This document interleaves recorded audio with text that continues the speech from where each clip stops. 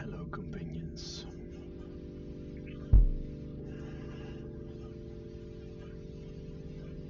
I want to continue the story, and I ended at the point where I went to the Zen temple for the first time.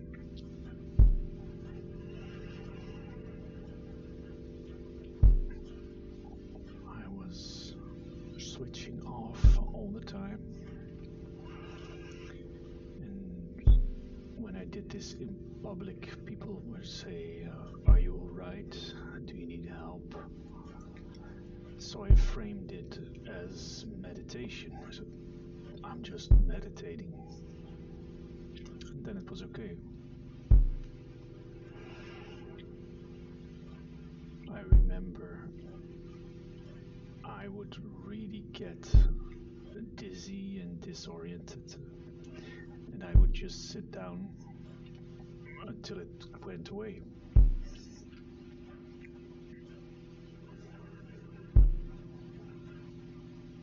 And I had just done that after getting lost on a busy roundabout, and I noticed that I had to snap out of it every 5 minutes because people asked me, "Are you okay?" And then I found, no, I'm just meditating, would work. So I leaned into that and started wondering at some point, is there a temple, like a Hindu temple, or maybe a Zen temple, something like that, that I could go to? So I asked on the internet, found a temple, and it turned out to be 1 hour walk from my home.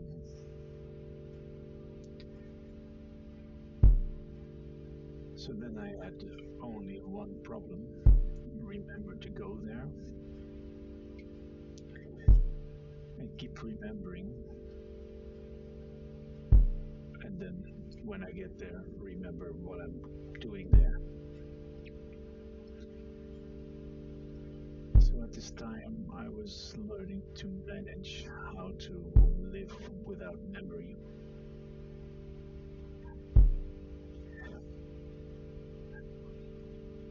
And I decided to write a letter to the abbot of the temple and then be the delivery guy. So I could give myself this role, put a letter in my hand, and then follow the blue line of Google Maps, go there, and hopefully remember to give him the letter, and the letter would explain what I was doing there. So brilliant plan, but I had some trouble remembering the plan after I got up, after I thought it up. So one moment, a morning, I woke up, and there was this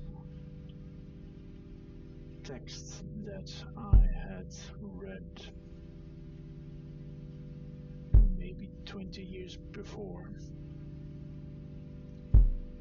when I was in a Zen temple in Kyoto, the Daisen Inn.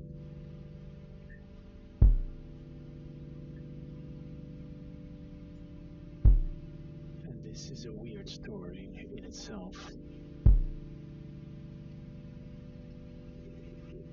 I was in Japan with my father, which is a weird story in itself. Okay.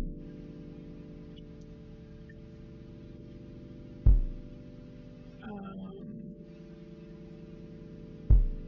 I had just said to some people, I'm going to Japan. And it made no sense. I didn't have the funds, I didn't have any plans, I didn't know anybody there. I just wanted to go to Japan. So I told people I'm going to Japan. They said, "Oh, how are you going to do it?" I don't know.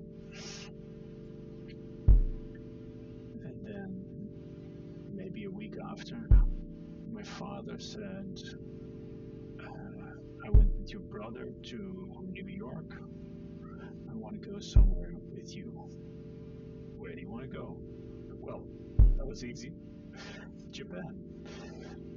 And he said, yeah, let's go to Japan. So my father made this whole itinerary of where to go. And one of the places was Dyson Inn.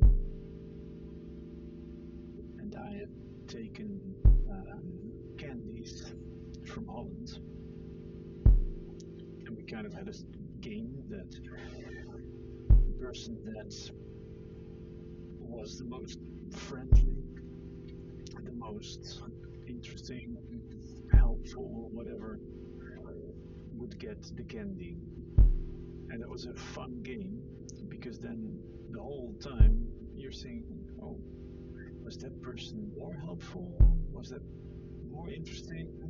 Wow, this person's interesting. This person might get the candy. And so you're always looking for fun, interesting, nice experiences. So we had a very nice time.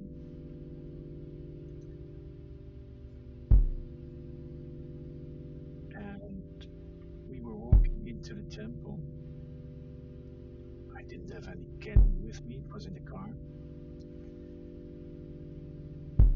And my father was taking pictures, even though it said don't take pictures.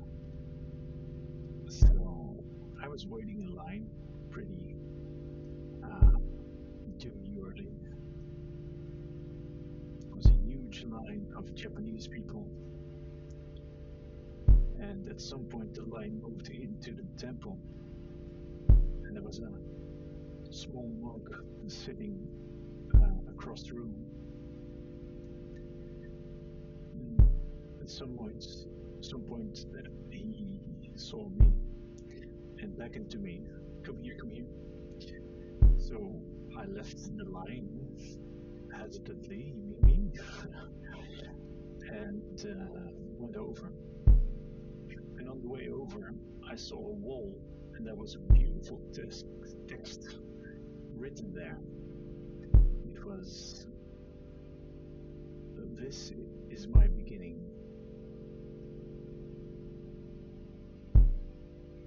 Oh, I don't remember. This is my beginning.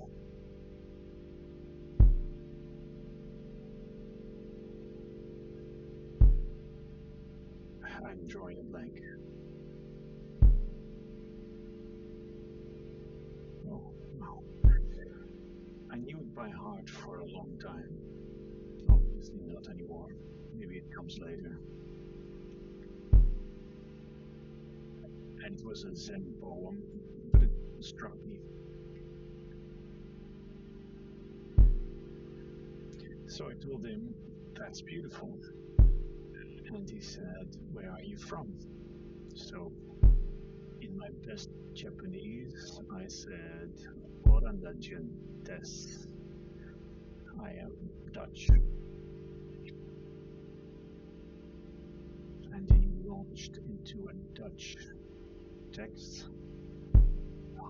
Very hard to understand because he had a thick accent.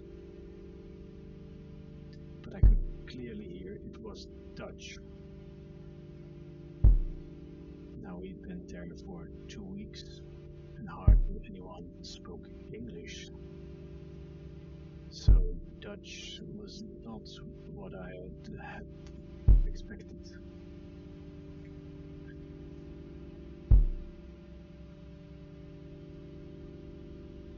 So I asked him, because I could make out a few words, is that the same text, but then in Dutch? He said, yes. And he showed me a what's that called?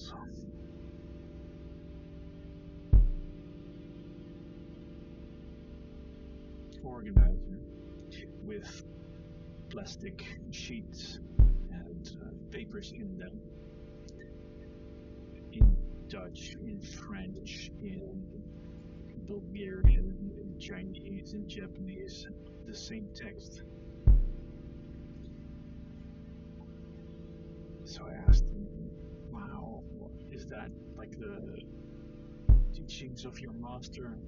And he nodded. And well, I thought he was interested in languages. So we talked a little bit about learning Japanese, different languages. I'm interested in languages. And at some point, this man started to remind me of my grandfather. And my grandfather got dementia before he died. Didn't remember who I was. He died a couple of years before.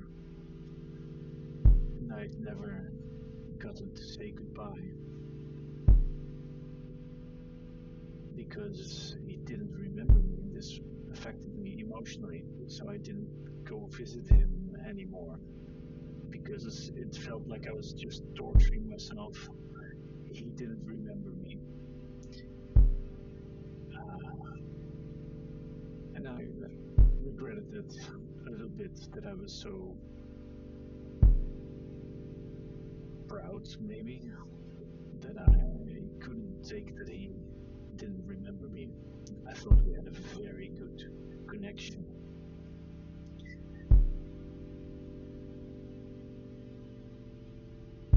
So this guy remembered me of my grandfather. He was my grandfather at some point. And I spent a very nice moment with him. And at some point my father said, do you want to take a picture? Or I'm going to take a picture. So I put my arm around him, and this is the moment that the picture is taken. And you can see that he's trying to figure out how to react or not to react because, well, it was a break of decorum,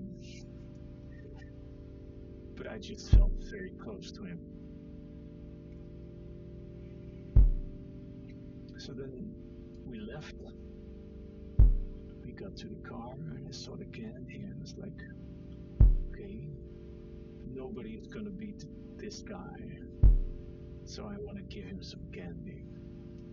So I took one of the candy tins that we had and I went to the temple, but the door was closed.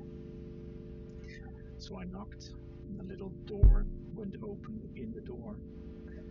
Through the iron bars, a monk said, yes, what do you want?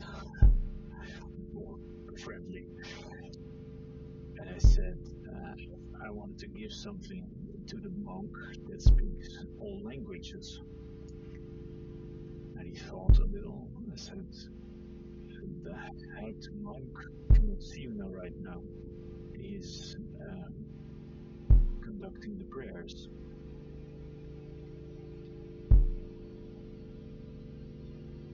So I was like, okay, head monk won. He did have on nice garments, but so did everybody else. So I didn't know his rank, else I would have pulled him close for a hug, I guess. Um, so I said, oh, okay, well, can you give it to him? And I gave him the tin and the letter. And then when we were in the plane home, my father was watching or was looking in a brochure. He said, isn't this the guy that you met in the temple? And it was the Zen master of the Dyson in temple, which is like the main temple there.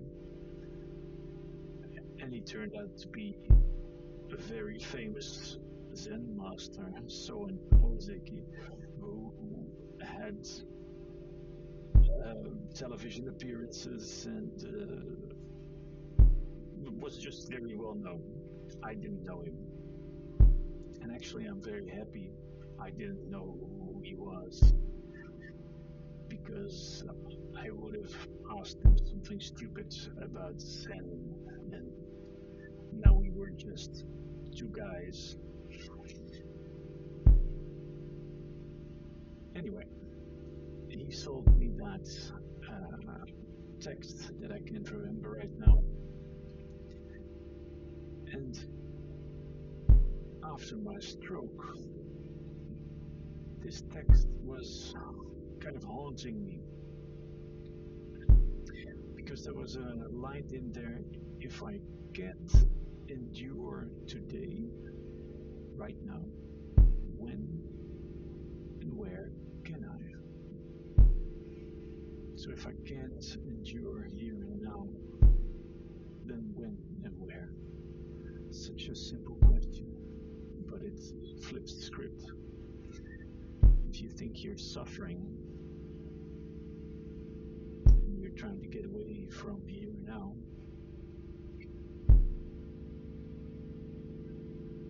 where are you trying to get to?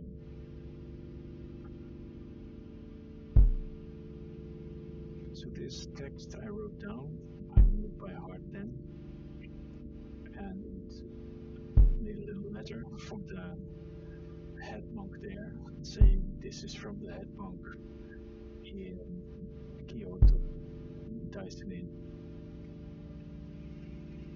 and I'm just a messenger, but I would like to meditate in your temple. So I walked to the temple.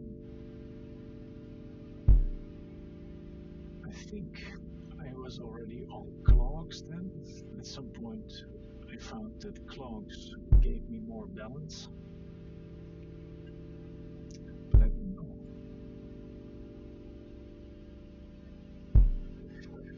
Anyway, I walked to the temple and I got to a very ordinary looking building on a what's that called? Industry terrain,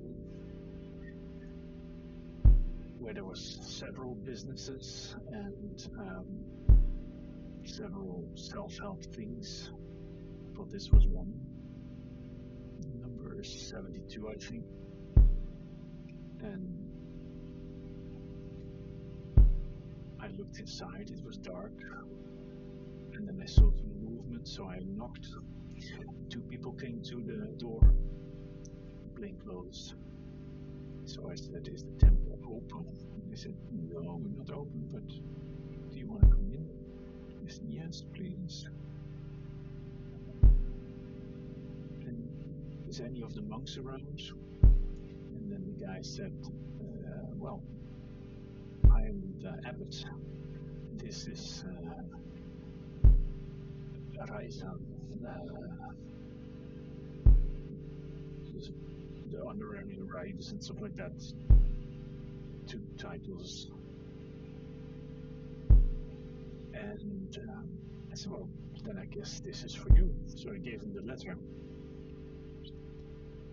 And what I didn't tell you, or maybe I did, was that I had this continuous experience of things not being real. So when people take things very seriously,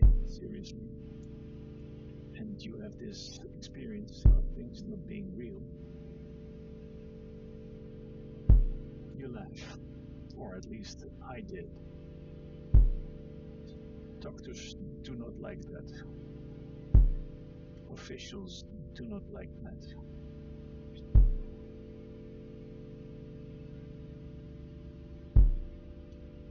So I told him, I would like to meditate here. And he says, oh, it's possible. You can just come in and I'll show you the sojo, I think it's called. The Zen hall. And here we meditate, and here we go for tea afterwards, and use the toilet. What you need to do is you need to get instructions. I think I had to come back. Oh yes, I had to come back Saturday, and I said, well, I cannot remember that. He said, well, can you give me your phone number? I'll send you a message. And he did, and I came back. And then I had my instructions on how to sit, but he was dead serious. So every time he would say, sit like this, you sit like this, I couldn't help laughing. Now, when I did this with doctors and even psychologists and neurologists and officials of any type, they would get annoyed. They wouldn't understand, even when I explained. They couldn't handle it. So I already said, I'm sorry, I'm always laughing. I think I've said that a couple of times. That was just my standard defense. And he said, oh, it's okay. And then when I left, he stopped and he left with me until I was done laughing. And then he continued completely serious again. Then you put your hands like this, and it would tickle me again because it was such a silly situation. So I would laugh again, and he would laugh with me. And when he was done laughing, you put your hands like this, and it would just continue every time, completely unfazed. And that was so impressive to me because I felt so accepted for the first time in months. And I was like, whatever this guy has learned, I want to learn it. I want to be this for other people. So I started coming once a week and doing meditation, or my version of it. Because at some point we started talking, because they said, well, you must have meditated before. This is so easy for you. And I said, no, not really. Maybe a couple of times before the big happening. And we talked about how to sit, like you can sit in Saisa, I think it's called, on your knees, or you can sit in kind of squat, but with your legs folded. And you can put one foot up, that's like a half lotus, and then the other foot up, that's a full lotus. I could just do that. It wasn't comfortable, but I could do it. And people ask me, isn't that really uncomfortable? Yes, it is. But you sit there 20 minutes. Yes. But the discomfort is just an experience. As long as you don't resist the experience, it just is an experience. And it's not bad or annoying or whatever, it's just an experience. And maybe it actually helps me to keep meditating. So then we got talking about what meditation means to me. I said, well, just shut down. I don't hear sound. I don't hear direction from sounds. Maybe I hear them, but they don't register. I can keep my eyes open, but that's um, tiring for me because my brain is constantly constructing the world. So I close my eyes and things just stop being. And then when the gong sounds, I switch things on again. It's like a computer that you turn off and turn on. And Baldwin, the abbot, said, no, that's not how we meditate. It's kind of like that, but it's like that you go through the door there, but you keep your foot in the door. So you stand in the doorway, and you can feel that whole experience is neutral, and you still are present to experience all input, all senses. So I had to take a little step back, and then I was in Zen meditation.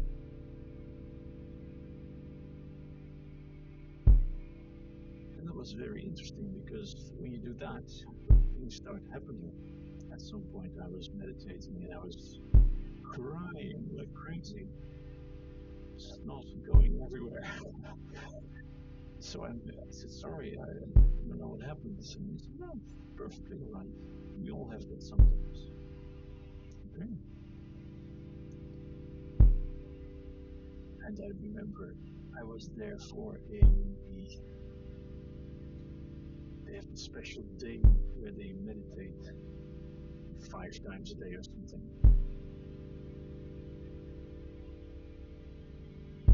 And to me, this was actually too active.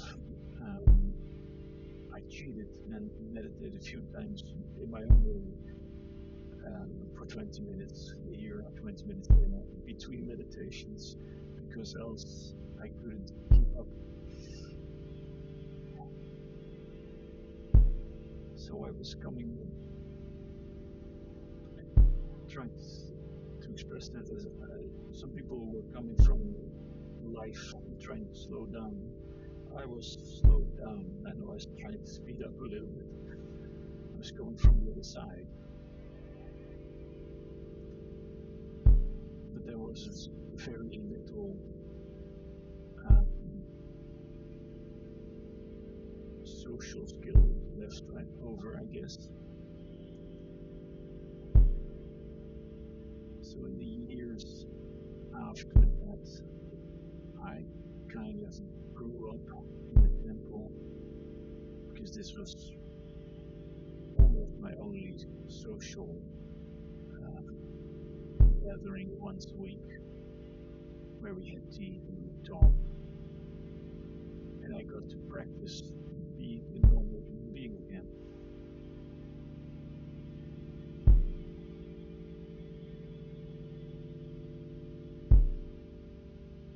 And I've been with this temple all the time that I was in Holland. So sold my house and moved to Finland. That's where I'm now. And I think I've seen them 2 or 3 months ago for the last time.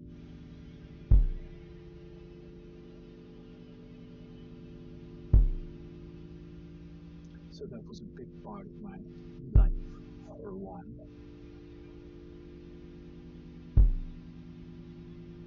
And I learned how to be a consistent, perfect person, even though it doesn't always feel like that.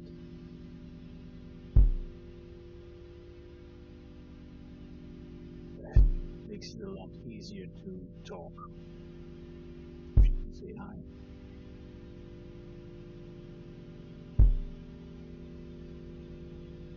Now let me see if I can remember.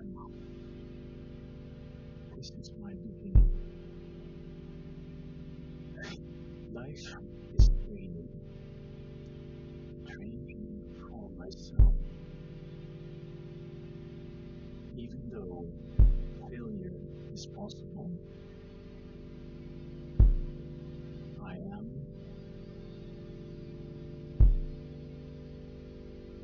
every moment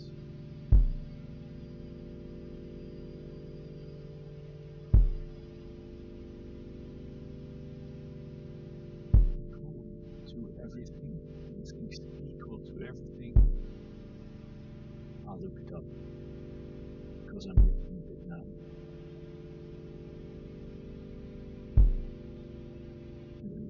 Up to everything, something like that. I'm the same as everything, and I'm capable of everything. Because if I cannot stand here and now, where and when can I? I think that's the text.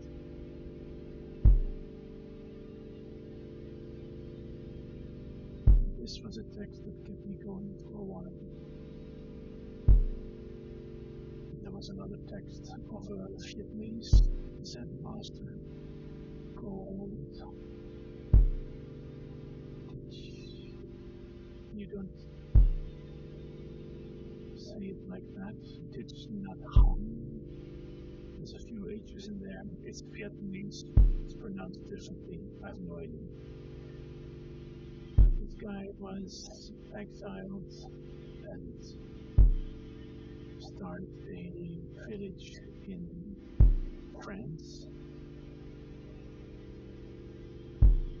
where he taught Zen, and there's still one village there, and they put all these videos of him speaking online.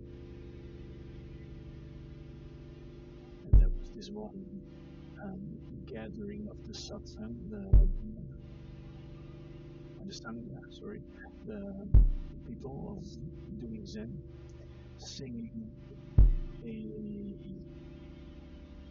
mantra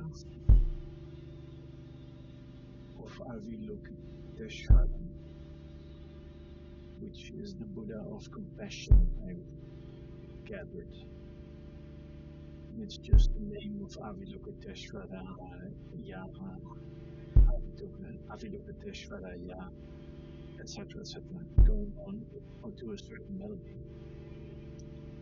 But it's so soothing that when I had my worst moments where my nervous system was recalibrating, and I would feel just everything at the same time.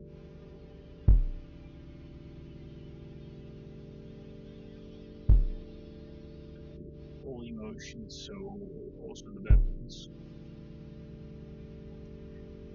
That would get me through.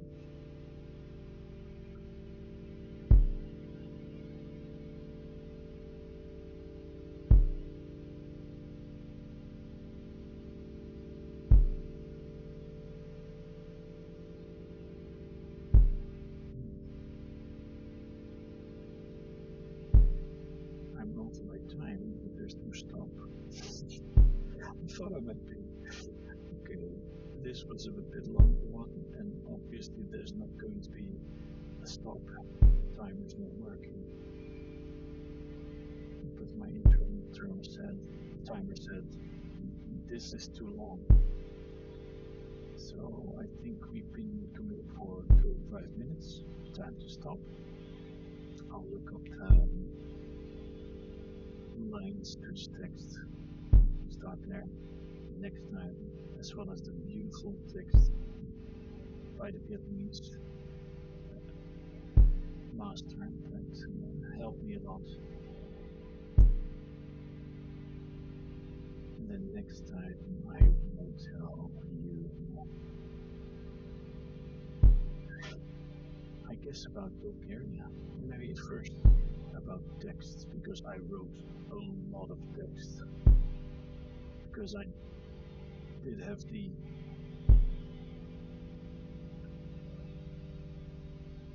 idea that this was a special state of consciousness. That's a weird state to be in. So, what would seem logical to me was not logical to anybody else. So I wrote it down. And I tried to write it down in a way that somebody could understand. But I told myself, once you get better, this will remind you, and you can tell them. So I'm not ready to dive into those texts again, but I'm going to tell you about the salt and baby and start telling you about Finland and Bulgaria. Okay, thank you for joining me.